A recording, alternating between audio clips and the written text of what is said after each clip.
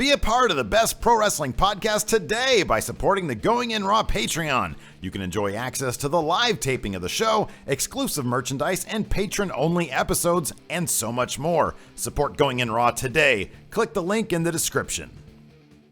Hey friendo, Steve here. And Larson. So with the very first women's pay-per-view main event in the books, and Sasha Banks and Charlotte looking to go down in history as the very best female competitors in pro wrestling, we got to thinking, who can lay claim to that title right now? Who are the best, most badass women ever to grace the squared circle? Well, Steve, we found 10. Yeah. And one of them indeed did compete in the Hell in a Cell match just a few days ago. But you won't find out who that is until you watch us count down the 10 best women pro wrestlers. Fabulous Moolah! Mary Lillian Ellison started her journey in pro wrestling at the age of 15 after leaving her husband and a child to begin training. This would have been like the late 1930s, so things were a lot different then. In 1956, after 8 years in the business, Moolah won a battle royal to win the Capital Wrestling Corporation's World Women's Championship, a reign that lasted over 10 years.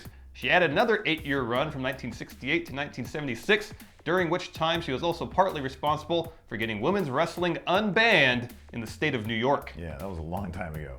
And that was all before she joined the WWF in 1983, where she became the first women's champion there. She actually owned the rights to that championship belt, but then sold the rights to Vince, agreeing to work for him exclusively. And of course, she was a player during the classic rock and wrestling days, taking part in one of the first huge WWF TV events, The Brawl to End It All, which aired on MTV. Her match against Wendy Richter main evented the show. Moolah remained active even after her semi-retirement. She came back and won the championship one more time at the age of 76 to become the oldest WWF champion. Moolah also was the first woman to be inducted into WWE's Hall of Fame back in 1995. She's also been at the center of several controversies.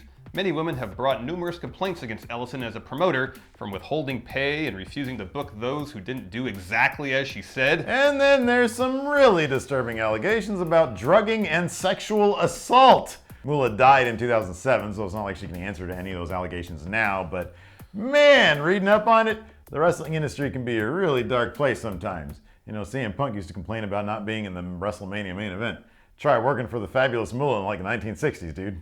Sexy Star! Dulce Maria Garcia Rivas is an all-around badass wrestler, best known under her ring name Sexy Star. But don't let the name fool you, because she's as tough as they come. Sexy Star is a wrestler who found her initial success in Mexico's AAA promotion, but more recently she's enjoyed more exposure here in the States as part of El Rey's Lucha Underground. Not only did this give her a chance to show off her acting chops, because they do those little video vignettes, yeah, but she's demonstrated her fighting skills against the best women, men, and monsters in the company. Yeah, there's a wealth of Sexy Star matches we could tell you to go see right now, but if we had to pick one, we'd suggest the No Moss match against Mariposa.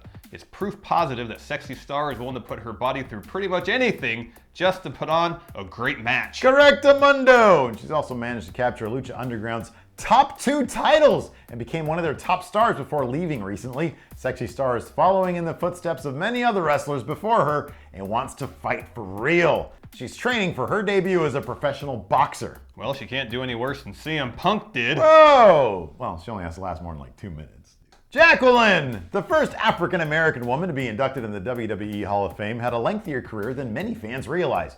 For one thing, she found early success in WCCW, using one of the best names in all of wrestling ever, Sweet Georgia Brown, in homage to the past Sweet Georgia Brown. Her career was wide-ranging, with stops in USWA, WWF, WCW, and Smoky Mountain before she went back to WWF for a run as women's champion, most famously feuding with Sable. During her time in WCW, though, she helped run Kevin Sullivan out of town and won her feud with the one and only Disco Inferno. She was hanging with the boys, Larson. She was also the first and only woman to win the WWF Cruiserweight Championship after beating Chavo Guerrero. And in 1993, Jacqueline made more history by being the first woman included in the Pro Wrestling Illustrated 500 list. She also had a lengthy run off and on with TNA, where she both wrestled and managed a number of wrestlers, including Beer Money Inc. As a manager, Larson, she must have been glorious! I'm sure she did defend until they were victorious. Probably. They won a lot. Asuka! Kanaka Urai, better known as Kana before she started her current monster run in NXT, actually started off as a graphic designer until she was bit by the wrestling bug and started kicking all of the ass. Making her way through numerous promotions in Japan, and even opening up her own promotion at one point, Kana quickly found success thanks to her stiff style, punishing kicks, and unique presentation. Kana captured numerous titles and piqued the interest of several promotions across the world, but the WWE said, and snatched her up to be the new face of the women's division in NXT, renaming her ASUKA. After the massive call-up of talent from NXT to the main roster a few months back, ASUKA was in the position to be the new centerpiece of the women's division while they rebuilt, and her inevitable call-up is one of the more anticipated, matched only by Shinsuke Nakamura and Samoa Joe. The Empress of Tomorrow isn't just phenomenal in the ring though, as she owns the hair salon of Tomorrow in her native land of Japan, another heaven. And she's also a huge gamer, Steve, and has done some graphics work for a few Nintendo DS games, and she's written articles for Xbox Magazine. She needs to start up her own gaming channel like Up, Up, Down, Down, but if you lose to her, you get kicked in the face a lot. And everybody there will chant, Asuka's gonna kill Steve. Gail Kim! Regarded as one of the best female wrestlers in the world, Gail Kim is a talented worker who made an imprint in WWE and TNA. She holds the distinction of winning the women's division title in her first match with the WWE. This was after Jim Ross fought to get her hired on, citing her extreme talent, potential, and charisma. By God! The Canadian athlete and model was also the inaugural champion for TNA's women's division, capturing the TNA Knockouts belt 6 times, a feat that has only been accomplished by one other woman, Angelina Love. A lot of firsts here for Gail Kim. She's also the first female wrestler to be inducted into TNA's Hall of Fame and could still wind up in WWE's Hall of Fame as well. And one of those rings will be worth something if she decides to pawn it. Do they even get a ring for the TNA Hall of Fame? I don't know. Fun fact too, she's married to celebrity chef Robert Irvine. I don't really know about celebrity chefs past Gordon Ramsay or Guy Fieri though. Is Guy Fieri actually a chef though? I thought he just drove around and ate shit. Like literal shit or bad food? Well, I've been to one of his restaurants, so I'm actually in the position where I can answer that question. Okay. Alundra Blayze! Also known as Medusa, Alundra Blayze is a true pioneer in women's wrestling. Sadly though, even she admits that her career will probably always be boiled down to one moment, the infamous trash dumping of the WWF Women's title on the December 18th, 1995 episode of WCW Monday Nitro. And although she freely admits to feeling regret over the incident, even though Eric Bischoff basically coerced her into doing it, it was a fairly impressive initial salvo in the Monday Night Wars. But this moment, as gross as it kind of was, in no way represents the vast majority of her career. In her early days, Medusa was the first American to get a contract with All Japan Women's Pro Wrestling and received Pro Wrestling Illustrated's Rookie of the Year award in 1988. Under the name Alundra Blayze, she held the WWF Women's Championship 3 times. She broke ground in WCW as Medusa as well, winning the Cruiserweight title over there. Just as important as all that, though, was her time at WCW's Power Plant, training future performers like Molly Holly, Tori Wilson, and Stacy Keibler. Alundra was inducted to the WWE Hall of Fame in 2015, where she gave a great speech where she addressed the elephant in the room by bringing out a garbage can with the women's title in it, and then she proceeded to take it out. She also happened to find Vince Russo's book sheet when he was head of creative there. Dang! She also found Sid's leg. Charlotte Flair! The 4 horsewomen have made a huge impact on the industry over the last few years, with 3 of the 4 already current or former WWE Women's Champions, and it seems like it's only a matter of time before Bayley gets a run with the gold herself. They're all incredibly talented in-ring performers, and honestly, all of them are deserving of a spot on this list. But since Charlotte is the self-appointed queen of WWE's women's division and already a 3-time women's champion, we'll give her the nod as the horsewomen's representative on this list. The daughter of the legendary Ric Flair, Ashley Elizabeth Flair may be genetically stacked, but she's also out to prove that she doesn't need to lean on her last name to leave a legacy. Woo! Of course, Charlotte recently made history by main eventing Hell in a Cell with Sasha Banks.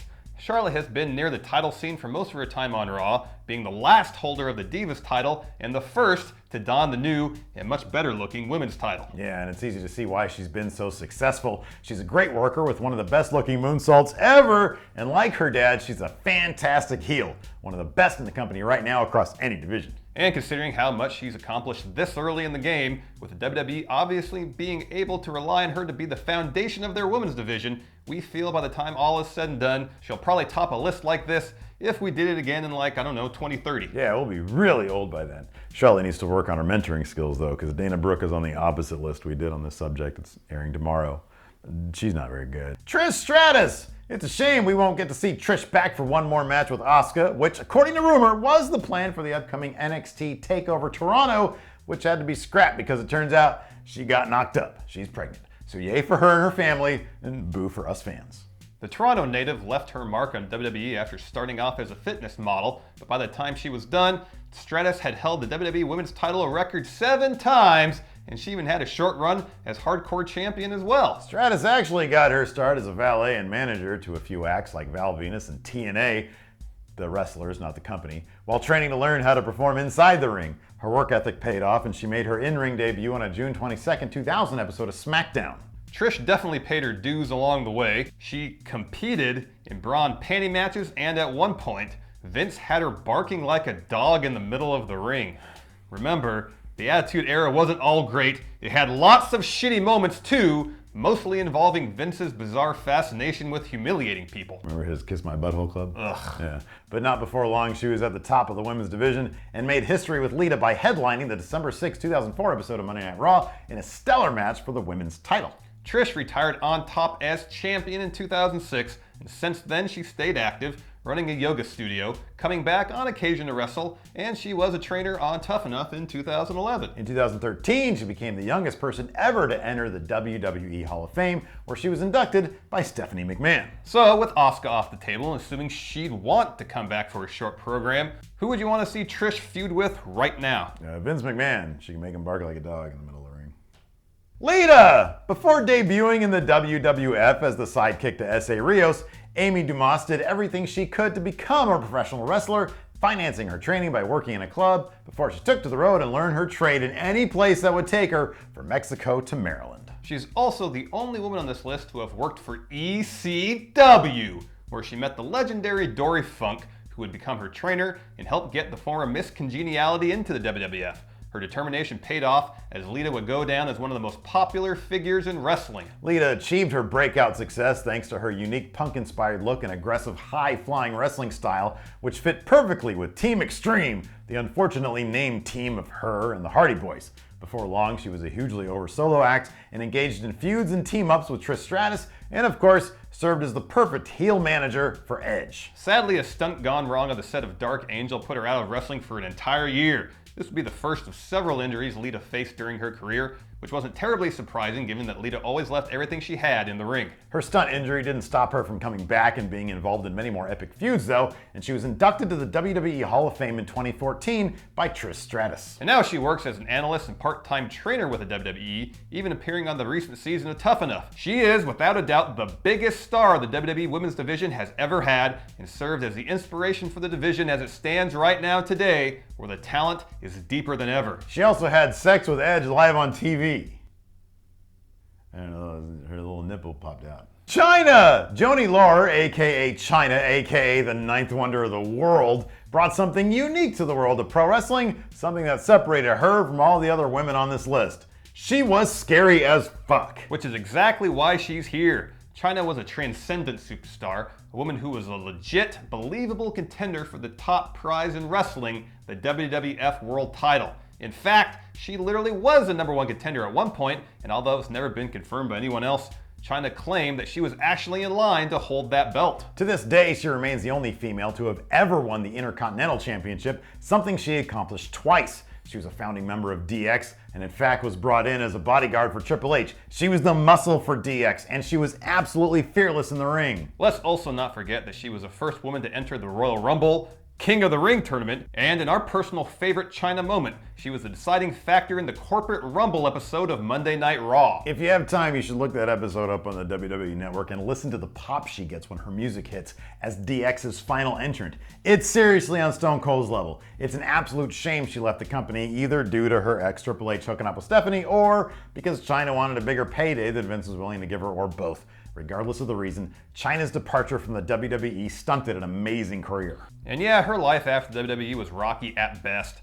The addiction issues, the porno career that pretty much closed the door on any potential WWE return, and then her tragic overdose and death. It all went wrong for CHYNA after she left. She could have done so much more. Yeah, and of course there are a lot of CHYNA fans out there, us included, who still want to make sure she gets her deserved spot in the WWE Hall of Fame. Thankfully, after her passing, Stephanie McMahon's comments made it seem like that was just right around the corner, so hopefully that's the case. I hope sooner than later, too. Yeah. Yeah, she deserves it. Yep.